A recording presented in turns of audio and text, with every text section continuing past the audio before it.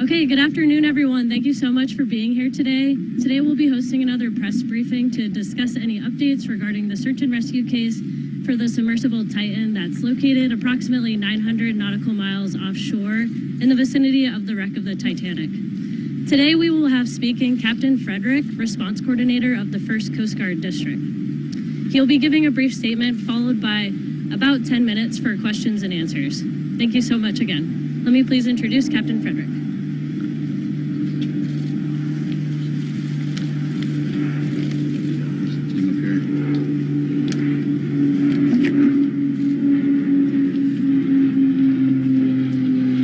Good afternoon, everyone. I'm Captain Jamie Frederick with the 1st Coast Guard District, and I'll provide an update on our ongoing search efforts for the Titan submarine. Behind me, or beside me, I should say, you'll see several subject matter experts from the Unified Command who will introduce themselves momentarily. These individuals represent only a small fraction of the many dedicated professionals working around the clock on this complex response effort. We understand this is an extremely difficult time for the families of the missing crew members aboard the Titan, and our thoughts go out to them and the crew. The Unified Command team is working tirelessly to bring all available assets and expertise to bear as quickly as possible in response to this complex operation. And we remain in close contact with the family members and the crew to ensure they are fully aware of our current and future search efforts.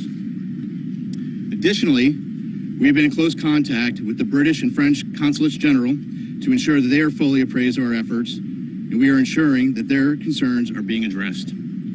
We're incredibly grateful for the full spectrum of international assistance that has been provided, including an expert submariner from the Royal Navy, who's here with us serving aboard as a critical member of our team. Additionally, a team of highly trained French ROV operators departed St. John's last night are en route to aid the search.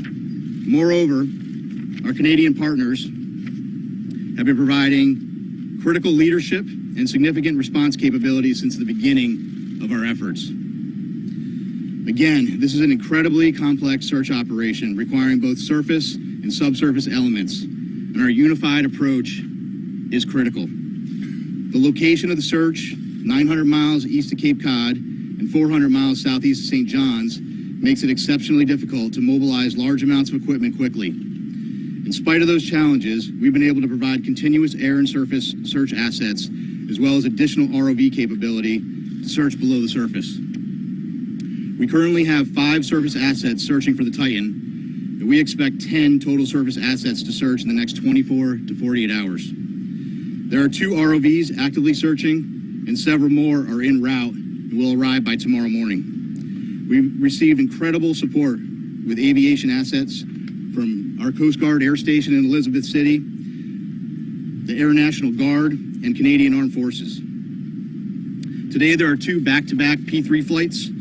One is ongoing now as I speak, totaling 14 hours of continuous on-scene coverage, and 2 C-130 flights, also one ongoing now, throughout the day and into the evening. Yesterday, a Canadian P3 detected underwater noises in the search area. As a result, ROV operations were relocated in an attempt to explore the origin of the noises. Although the ROV searches have yielded negative results, they continue. Additionally, the data from the P3 aircraft has been shared with our U.S. Navy experts for further analysis, which will be considered in future search plans. The surface search is now approximately 2 times the size of Connecticut, and the subsurface search is up to 2.5 miles deep, exponentially expanding the size of the search area. We also have to factor in the ever-changing weather conditions, currents, and sea states that expand the search area every hour. There is an enormous complexity associated with this case due to the location being so far offshore, and the coordination between multiple agencies and nations. We greatly appreciate the outpouring of support and offers to provide additional equipment. The Unified Command continues to prioritize assets and resources in order to provide the best capability in the most timely manner. This includes weighing multiple factors to identify the most effective resources available to the response operation. With careful consideration to timeliness of equipment arriving on scene, usefulness and ability to deliver assets to the search area. Over the past 48 hours, we have, through incredible unity of effort, mobilized and implemented a tremendous amount of expertise and response capability. In addition to the ships and aircraft previously mentioned, we've dispatched 2 subject matter experts from U.S. Navy NAVSEA SUPSALV, who will serve as search coordinators on scene for underwater search operations. So I've been stressing unity of effort a lot in this statement, and that's because it is absolutely critical to this complex operation. Again, our thoughts and prayers are with the crew of the Titan and their loved ones. We will continue to work as hard and as quickly as possible in an effort to locate them. I will take a few questions, but before I do that, I do want, I'm going to have each of the members of the team here just introduce themselves, and then I'll go ahead and take some questions. Okay. Good afternoon. I'm Paul Hankins. I'm the Director for Salvage Operations with the U.S. Navy's Supervisor of Salvage. Hello, I'm Carl Hartsfield from the Woods Hole Oceanographic Institute. Good afternoon. I'm Lieutenant Commander Rich Cantharia. I'm an exchange officer currently serving on the staff of Commander Submarines Atlantic at Norfolk, Virginia. Good afternoon, Lieutenant Commander Christy Butler, working closely with Captain Frederick from RCC Boston, Search and Rescue Mission Coordinator. Thank you. Can you tell us about the noises that were heard? Can you give us any more detail? And just to follow up, what you've gathered so far, based on those noises, should that be it for families and the others who care for these people? Should that give them some reason to hope? So a couple things. One, I think when you're in the middle of a search and rescue case, you always have hope. That's why we're doing what we do. With respect to the noises specifically, we don't know what they are, to be frank with you. The P3 detected noises. That's why they're up there. That's why they're doing what they're doing. That's why they put sonar buoys in the water. The good news is, what I can tell you is we're searching in the area where the noises were detected, and we'll continue to do so. And we hope that when we're able to get additional ROVs, which will be there in the morning, the intent will be to continue to search in those areas where the noises were detected, and if they're continuing to be detected, and then put additional ROVs down in the last known position where the search was originally taking place. Captain, is it true that these noises were coming in regular 30-minute intervals as reported? I hadn't heard 30-minute intervals. So here's what I can tell you. I am not a trained ear for underwater aquatics. That's why we have a team of experts that are analyzing that data. That data was sent immediately to the Navy last night, and it was analyzed overnight. They're still looking at it, but I can tell you that it's inconclusive. But again, I think the important piece is we're searching in the area where the noises were detected. Captain, can you talk about a timeline? Can you talk about what timeline you're working on in conjunction with the teams that are there? It's a timeline in what respect? How much oxygen they have left on? Oh, okay. Well, in terms of, so we talked about the oxygen number. I think you're all tracking the oxygen number. I think there's an important point with that, though. The oxygen, that's just one piece of data, right? There are a lot of pieces of data that we need to consider. And, we're continuously looking at that, and we'll continuously, do that throughout the search.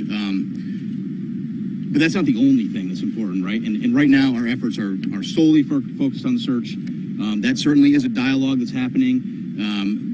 But we're focused on searching at this point. This is a recovery or a rescue? Oh, this is a search and rescue mission, 100%. We are smack dab in the middle of search and rescue, and we'll continue to put every available asset that we have in an effort to find the Titan and the crew members.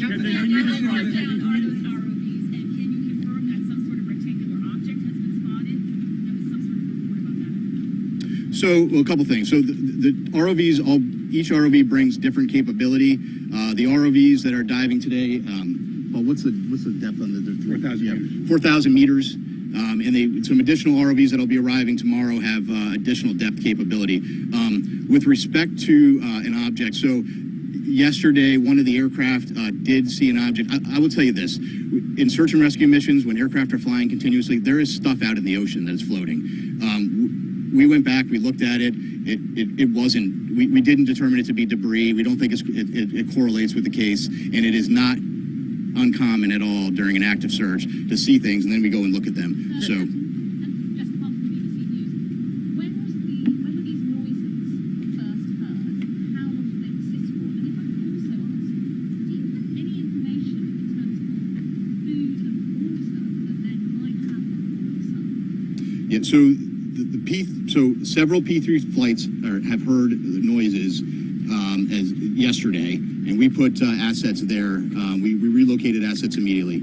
With respect to food and water, it's my understanding there are some limited rations. I can't tell you exactly how much they have aboard, but they do have some limited rations aboard the vessel. Speaking to the families, how much hope can you give them after hearing those noises? Listen, I think you need to be careful. We need to have hope, right? But I can't tell you what the noises are. But what I can tell you is, and I think this is the most important point, we're searching where the noises are, and that's all we can do at this point. Is that your best clue right now about the status of the submersible or those noises? And are the noises continuing now in this stop? So I just wanted to. So it was my understanding that the P3 had heard some noises today as well. But so I do want to take just an opportunity to invite Carl to the podium just to talk a little bit about. He has a little bit more expertise in underwater acoustics, and maybe just to speak to that in general, because again, there are noises below the surface of the ocean, and so I'll just turn it to Carl. Carl, can you spell your name? Yes, CarlHartsfield. So again, Carl Hartsfield from the Woods Hole Oceanographic Institution. So the ocean is a very complex place. Obviously, human sounds, nature sounds, and it's very difficult to discern what the source of those noises are at times. But I can tell you that this team has multiple sensors. They're in the area. They're sending data back expeditiously to the best in the world people to analyze that data, and then they're feeding the results of that analysis back to the unified team, and they're making decisions. So Woods Hole is here in an advisory role, but by our expertise, what I see is a very tight operational loop that's making decisions based on data, and nothing is ruled out.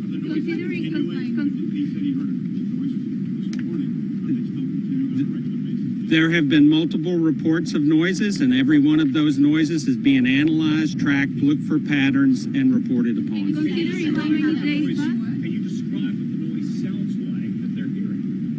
Well, the noises, again, very complex in the ocean. You have to be an acoustic analysis, and you have to have context. They're trying to put all the pieces together. The noises have been described as banging noises.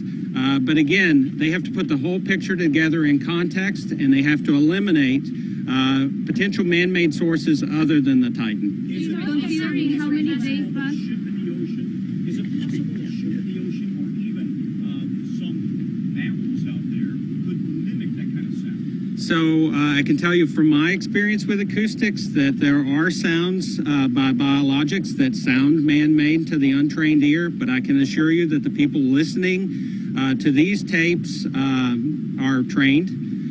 There are a lot of vessels in the area, and they each make noise, right? So all of that has to be eliminated, and it's analysis over time. Plus, as the captain said, the team is searching in the right area.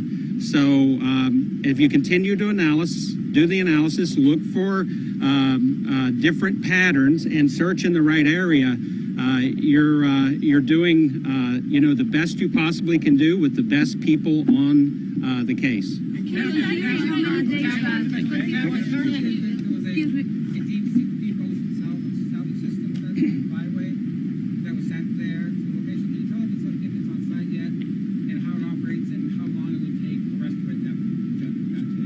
Which system is he speaking about? You know that system? What's the system that you're talking about? That's just a hydraulic, a crane. Yeah, so that's what I thought. So that's a piece of equipment, is a crane piece of equipment. There are a lot of pieces of equipment flowing in through St. John's right now. One thing I did want to mention, I think it's important, some of the ROV capability that's arriving soon is really great, incredible capability. One thing I want to point out is that French team that's coming in to serve aboard with their equipment aboard a French ship. They bring some state-of-the-art equipment, and so once they get on, we're going to have more assets down to look, and we'll continue to put them where we think the best location is. Considering how many days passed, are you still optimistic that you're gonna find them both? So, how many days? Did you ask how many days? Or so? How many days passed? Well, so we have to remain optimistic and hopeful when you're in a search and rescue case. So we're right in the middle of the search and rescue case. So I don't want to get into a discussion about when that would end with respect to this case. What I will tell you, though, I'm happy to explain to you kind of how that process were to work. The Coast Guard prosecutes search and rescue cases on a daily basis, and sometimes we don't find what we're looking for, and you have to carefully consider all of the factors, and there are a lot of factors you consider. And then after you consider all of those factors, sometimes you're in a position where you have to make a tough decision. We're not there yet. But if we continue to search, potentially we could be at that point. But again, we're not there yet. And that's a discussion that we will have with the family long before I'm going to discuss that here publicly. I'm sorry, ma'am. Yeah, so I can't put a number on the I'm not going to put a percent. I don't have a percentage number. What I would tell you is that is just one data point, and there are more data points than that we have to look at. So right now we continue to search, and we'll have that later.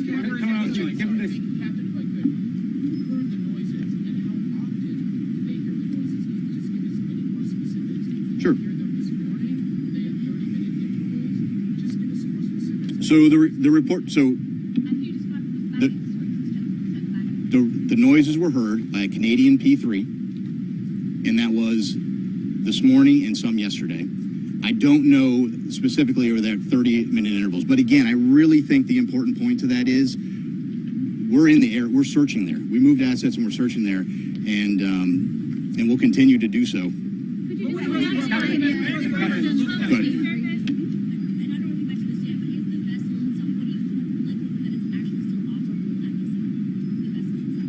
Yeah, whether it's operable or whether it's sitting on the ocean floor, whether it's in the sea column, whether it's in the surface, it's all speculation, and we're just not in the business of speculation. We're in the business of searching, and we're putting everything we can with the data we have to search for the vessel. And I think we'll take one more question. Go ahead, sir.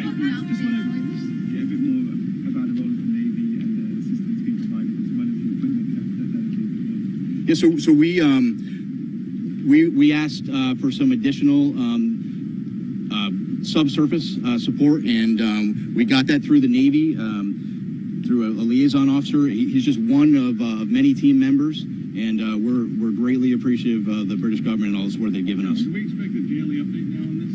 So I think the plan will be to do a daily like this. I'm not going to lock into that right now, but we'll keep you informed, and certainly if there's any major developments, we'll let you know. Thank you very much. Thank you so much for attending today's press briefing. That will conclude all questions. Thank you.